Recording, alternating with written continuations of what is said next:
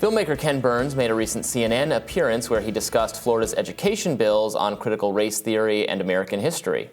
All of these bills that DeSantis and others are doing limit our ability to understand who we are and are not inclusive. They're exclusive. They're narrowing the focus of what is and isn't American history. It's terrifying. It feels like a Soviet system, or, you know, the way the Nazis would build a Potemkin village. Tucker Carlson's doing the same thing with the footage from 1/6. It's just a kind of rewriting of history at the most dangerous level. It's a huge threat to our republic. I'm doing, Don, a film right now, working on a major series on the history of the American Revolution, and I can tell you that Thomas Jefferson and Thomas Paine and George Washington and John Adams and James Madison and Alexander Hamilton are rolling over in their graves if they think that this person is carrying the mantle of what it is to be American. What do you think? This is all very offensive to Thomas Jefferson? I mean, there are a few people, I got to say, who've probably been in the muck with the actual text of the Founding Fathers as much as Ken Burns as a documentarian, apart from historians, I grant you, obviously.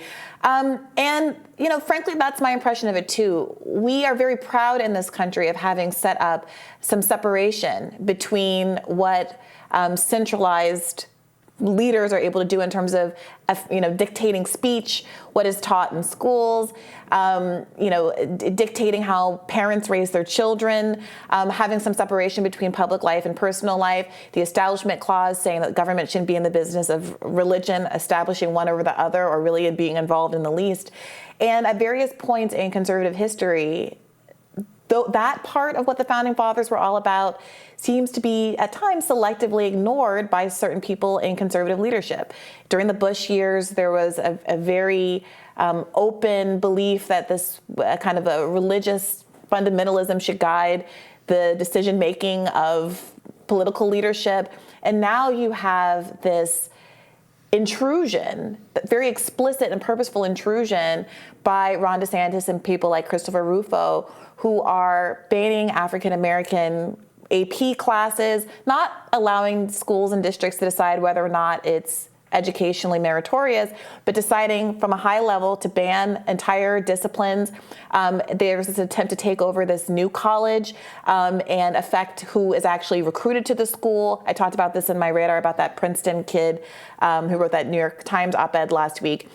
But this is the kind of real limitation of speech, expressly saying we only want certain kind of subjects taught, we only want certain kind of students to come here, and that's coming from this kind of very authoritarian conservative movement.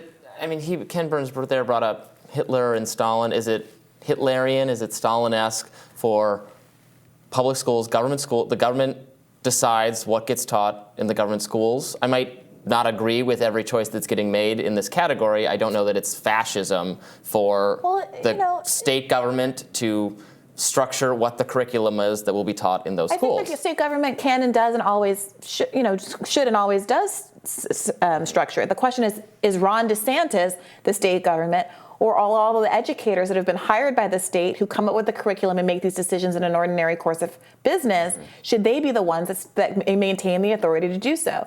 We have teachers in Florida posting pictures of the libraries in their classrooms that have been papered over because they're afraid of the criminal penalties that are now attached. Yeah, they papered them over. Nobody made them paper them over. As I was saying, they papered them over because they're afraid of the criminal penalties that are attached to if one of the books is deemed in Florida to be violative in some way that is very difficult to predict. 40 math books that were being proposed to be printed in the state or to be circulated in the state, used in the state in math instruction were flagged as inappropriate because of this kind of anti-woke legislation. And I've spoken to math teachers in Florida who have no idea why a given book that they've been using or that they had anticipated or had planned to use would even be, regardless of if they care about wokeness or not, they just can't even understand it's math. What is even the issue here? So I think it's very difficult to argue that this isn't very overbroad.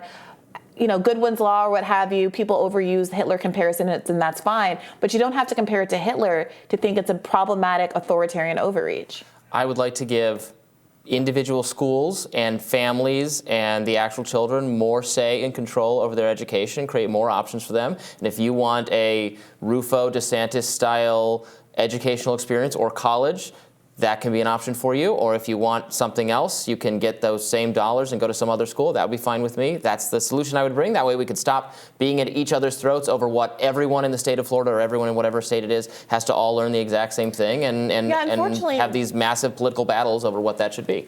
Unfortunately, DeSantis has been doing something a little different, which is to get rid of the deans of state institutions, replace them with ideologically aligned deans, not hire them on the basis of merit or because of the recommendations from other faculty or staff in any kind of collaborative or informed process, but a purely ideological one. And then paying them a much higher salary than the dean previously paid in a way that very much looks like pay for play, and which raises, I think, very serious questions about whether or not the actions that are being undertaken are truly to benefit the students of Florida, or whether it's a governor of a state enacting his own personal ideological agenda on everybody else who lives there. And I don't hesitate for a second to claim that, of course, if it were a left-leaning person who said we're going to cancel economics classes, or let's say we're going to cancel your regular economics class and only teach Marxism, that people wouldn't be up in arms and talking about a revolution as a consequence of this. And I think that educators should be the ones that are making these decisions. I don't think, frankly, that parents and students should make these decisions.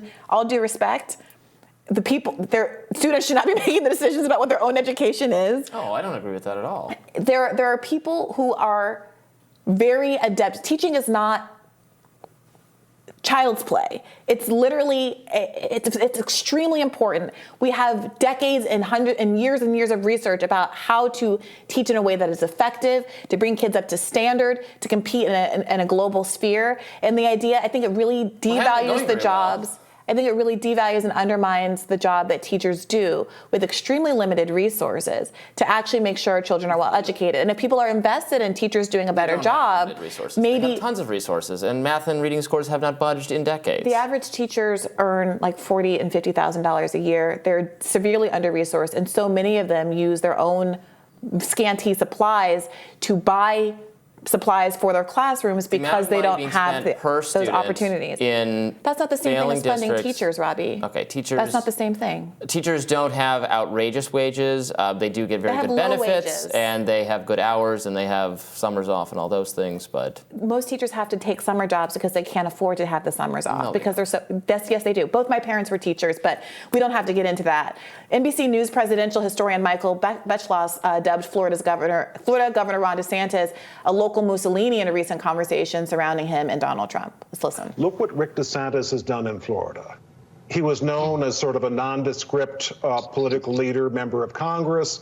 Suddenly, he really has tried to turn himself into sort of a local Mussolini in Florida with the book banning and the brutal tactics. And even this week, this suggestion that bloggers have to register with the state for the honor of writing about the governor and other political leaders. We have to call this what this is. This is fascism and authoritarianism that goes even beyond what Trump has talked about. So DeSantis actually spoke out against that blogger bill that was mentioned in the clip. It was an outrageous bill that a Republican state senator put forward that would require independent bloggers to register with the state of Florida. DeSantis said explicitly that he does not support it. Every person in the legislature can file bills, right?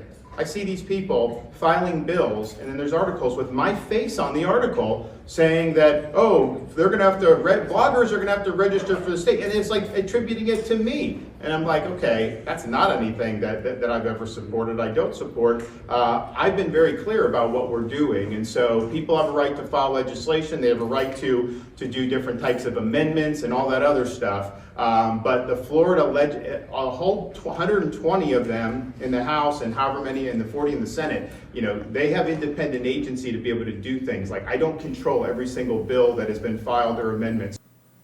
So I was actually on News Nation, our parent company's similar under the same venue cable station over the weekend, talking about this bill. It is a very bad bill that would, it's bad on so many fronts. So it requires independent bloggers to register with the state, but if you work for a newspaper, you don't have to register with the state. So it's bad because obviously you can't. It just violates the First Amendment to require people to register with the state to express their speech.